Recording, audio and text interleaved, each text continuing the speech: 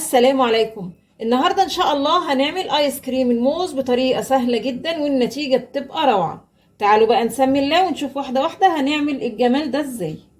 هجيب المضرب وهجمع معايا كوباية كريم شانتيه خام، كوباية ونص لبن ساقع، باكو فانيليا، والسكر بقى حسب ما تحبي، بس خدي بالك لو كريم شانتيه جايباه متحلي يبقى خدي بالك تقللي السكر.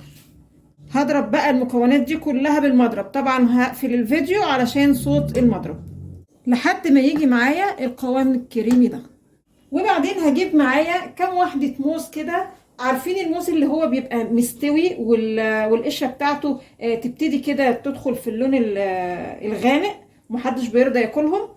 والموز ده بيبقى مسكر، بيدي للايس كريم طعم جميل جدا. يعني لو الموز جبتيه ولقيتيه استوى ما ترموهوش، اقلبيه ايس كريم على طول. هبتدي بس اهرسه، هرسته بالشكل ده. هجيب بقى المضرب وهضيف الموز على الكريم شانتيه، ونفس الحكاية هضربهم تاني بالمضرب.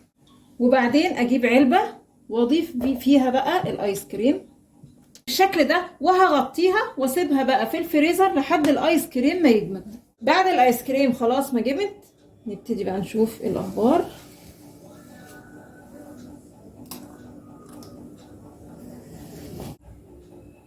وهحط عليه صوص الكراميل.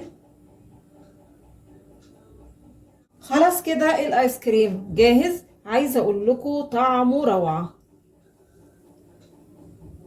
وما كلفناش اي حاجه، وبدل ما كنا هنرمي الموز عملنا بيه احلى ايس كريم. يا رب النهارده طريقه الايس كريم تكون عجبتكم، ولو عجبكم الفيديو فضلا الاشتراك في القناه.